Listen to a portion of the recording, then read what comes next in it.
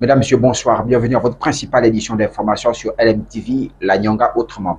En ouverture de cette édition d'information, parlons de la remise de matériel, notamment les climatiseurs, des broussailleuses et ventilateurs, mais aussi le redémarrage des travaux du lycée islamique, une action qui vise à accompagner la communauté musulmane grâce aux efforts du président de la République. Suivant ce reportage. Grâce aux efforts des plus hautes autorités de la République en tête de quel le président de la République Brice Clotaire Oligui Nguema, les travaux de construction du lycée islamique de Tchibanga vont redémarrer après plusieurs années d'abandon. Mais aussi, la communauté musulmane s'est vue être dotée de débroussailleuses et quelques climatiseurs pour la morgue de cette communauté. Il faut préciser qu'il s'agit ici de l'installation de la climatisation dans la morgue de la mosquée centrale de Tchibanga et de l'exhumation, si je peux m'exprimer ainsi, du chantier du lycée privé islamique de Tchibanga. Mais tout cela n'a été fait que par le soutien des plus hautes autorités. J'ai cité singulièrement le chef de l'État, le général de brigade, son Excellence Brice Clotaire Oligui Nguema. Sinon, le gouvernement n'est pas en reste, notamment le ministre des Transports avec sa chère épouse, qui se sont rapprochés davantage de nous pour nous soutenir dans ce sens-là. Donc, il y a eu le matériel qui nous a été remis, comme vous l'avez vu tout à l'heure, et il y a même eu des ventilateurs qui ont été donnés dans le département ou le compartiment de nos familles ici. Il y a eu une perturbation, il faut le dire, reconnaissons-le. Mais je crois que maintenant, puisque les plus hautes autorités sont informées de la situation, la preuve c'est que vous avez vu qu'on a aménagé l'endroit et ils nous ont rassurés que d'ici là, vraiment les travaux vont reprendre. Par cette photo de famille, la communauté musulmane dit être prête à contribuer au développement de notre pays, aussi continuer à prier pour que notre pays, le Gabon, demeure dans la paix. On parle également de l'ouverture de la fontaine publique du quartier Ingara par le ministre des Transports, par ailleurs natif de la localité. Ceci pour rapprocher les populations à s'alimenter en eau potable en toute quiétude. Le ministre des Transports en a profité pour faire le tour des 14 fontaines publiques réalisées et réhabilitées dans l'ensemble des 2 arrondissements de la commune de Tchibanga. Reportage. De la parole à l'acte. Pour un essor vers la félicité, un slogan retenu par les populations du 1er et 2e arrondissement qui bénéficient aujourd'hui des fontaines publiques. 14 au total. Un geste du ministre des Transports, par ailleurs fils de la localité, qui vise à rapprocher les populations afin de s'alimenter en eau potable en toute quiétude. On a assez menti aux populations. Maintenant, il est temps de passer à l'action. Et passer à l'action, c'est quoi pour nous?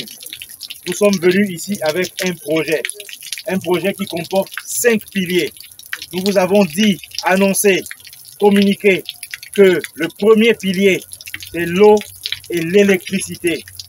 Le deuxième pilier, c'est la sécurité alimentaire pour atteindre cette autosuffisance alimentaire. C'est la raison pour laquelle nous sommes ici, pour attester de ce que les bonnes fontaines que nous avons placées dans toute la ville de Tchibanga, à savoir 14 bonnes fontaines, sont bel et bien fonctionnelles.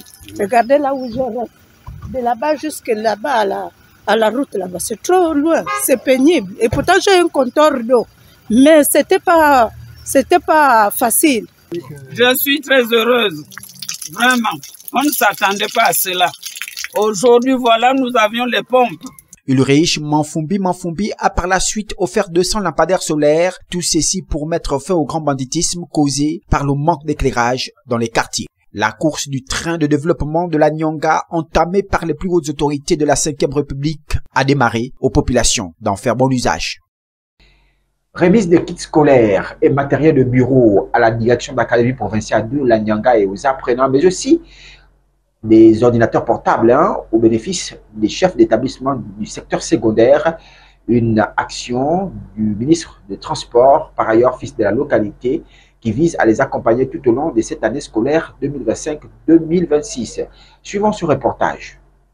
Des kits scolaires, des fournitures de bureau et des ordinateurs portables. Voilà donc ce qui a constitué ce geste d'accompagnement du ministre des Transports, par ailleurs fils de la localité, en faveur des chefs d'établissement et des apprenants.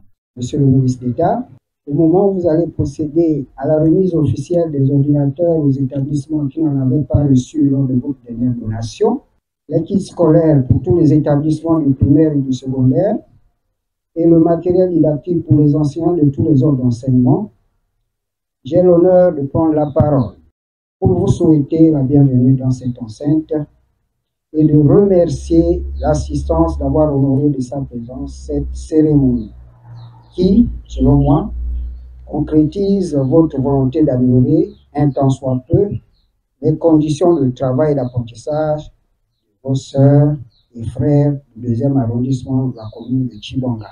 La santé n'est pas en reste, avec ce lot de médicaments remis ici au directeur régional de santé Sud-Nyanga, visant à donner aux populations de Mougouti des soins de qualité grâce à l'ouverture de cette infirmerie fraîchement réhabilitée. À ceux qui travailleront d'en prendre grand soin, parce que la santé est devenue vraiment capitale, l'a toujours été, mais quand je dis est devenue, c'est parce que des structures manquent et il va falloir s'attaquer en profondeur à ce problème. Cette première phase d'action sociale du ministre de Transport s'est achevée par une visite guidée et de cette photo de famille. Mesdames, Messieurs, place à la page africaine. Au poste frontière, les vendeurs en profitent. Ici, la voie est libre entre 6 h du matin et minuit.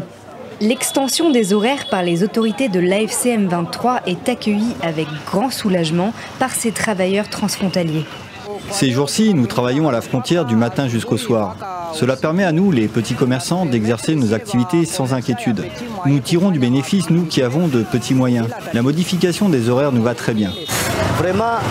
Avant, les autorités fermaient la barrière plus tôt et ça ne nous permettait pas de bien travailler. Mais aujourd'hui, le M23 la referme plus tard, donc nous travaillons beaucoup plus. Ce point de passage, on le nomme la Grande Barrière.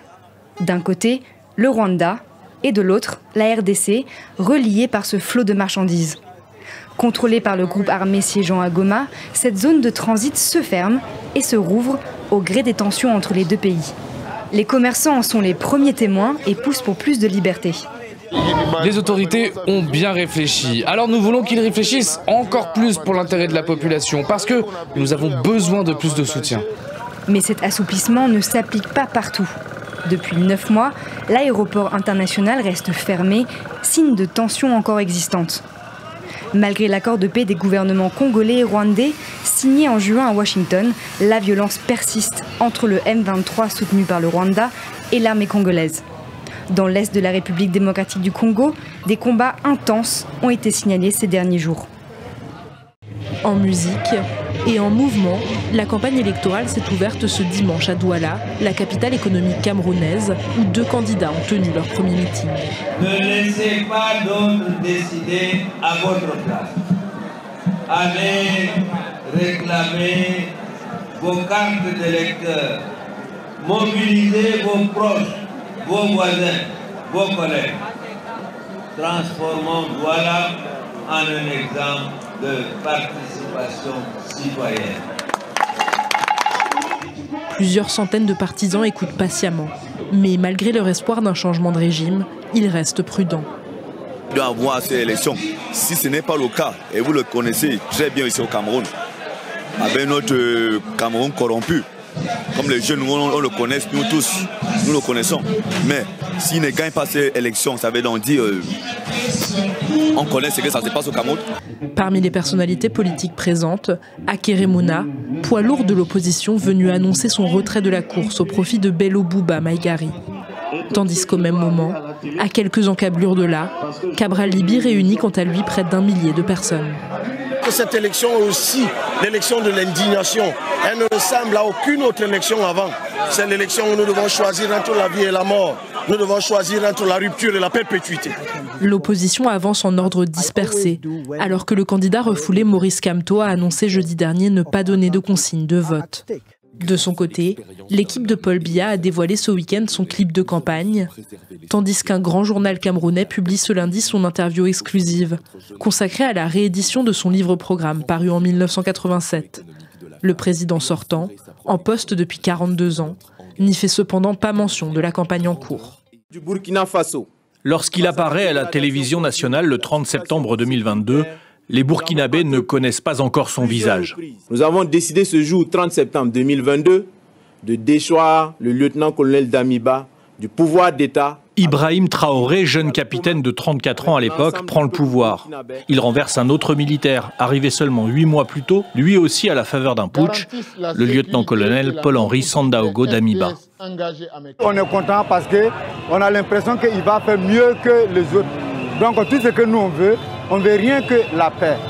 L'insécurité, que ça finit carrément. Ici au Burkina Faso. C'est précisément pour lutter contre l'insécurité qu'Ibrahim Traoré justifie son coup d'État. Depuis 2015, le Burkina Faso ne cesse de subir des attaques djihadistes. Entre 2016 et 2018, la capitale, Ouagadougou, est visée par 3 attentats. Ibrahim Traoré se positionne rapidement en chef de guerre, toujours vêtu de sa tenue militaire. Il renforce son armée, achète du matériel, augmente le nombre de VDP, ces volontaires pour la défense de la patrie, supplétifs civils de l'armée. Et il initie le départ de l'armée française. Objectif : reconquérir le pays dont des pans entiers sont sous contrôle djihadiste. Nous ne sommes pas là pour du pouvoir. En 4, 5, 6 mois, tout est l'ordre est rétabli. Mais les attaques se poursuivent. Selon l'indice mondial du terrorisme, sur ces 2 dernières années, le Burkina Faso est le pays le plus touché au monde. Rien que l'an dernier, sur les 20 attaques les plus meurtrières au monde, 9 se sont déroulées au Burkina Faso. En 2024, 1 personne sur 5 tuée dans le monde à cause du terrorisme est burkinabé. Alors ce 28 septembre, la question est posée à Ibrahim Traoré, pourquoi n'a-t-il pas arrêté la guerre? C'est une guerre entretenue. Donc nous avons très vite compris, on s'est débarrassé de toutes les forces qui étaient présentes ici, que ce soit les forces françaises, les forces américaines, et nous avons compris que la lutte sera âpre. Il n'y avait rien. On n'était pas préparé à la guerre, tant sur le plan équipement que sur le plan effectif. Il y avait en tout et pour tout au Burkina Faso moins de 100 000 cartouches de Kalachnikov. Et les armes, nous avions à peine une centaine. Comment est-ce qu'on pouvait faire la guerre? Il fallait se rééquiper. Pourtant, l'armée est aussi accusée d'exaction. Comme à Karma, dans le nord du pays, où 136 personnes sont massacrées en avril 2023, selon un bilan officiel.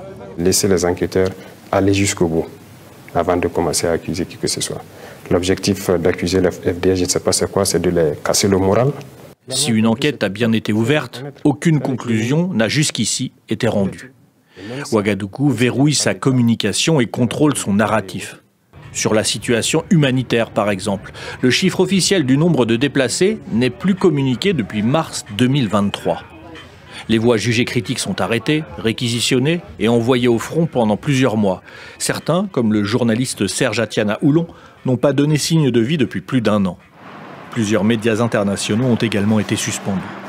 Diplomatiquement, Ouagadougou s'allie à Bamako et Niamey, aussi dirigés par des militaires arrivés au pouvoir par un coup d'État. Ensemble, ils fondent l'AES, l'Alliance des États du Sahel. Les 3 pays se rapprochent de la Russie, désormais partenaire privilégié, et se retirent de plusieurs institutions, la CEDEAO, l'Organisation internationale de la francophonie et tout dernièrement de la Cour pénale internationale. Cette juridiction s'est transformée en instrument de répression néocoloniale au mai de l'impérialisme, devenant ainsi l'exemple mondial d'une justice sélective. Et ce discours panafricaniste trouve écho auprès de la population et à l'international, à grand renfort de vidéos générées par intelligence artificielle, faisant l'éloge du capitaine Traoré.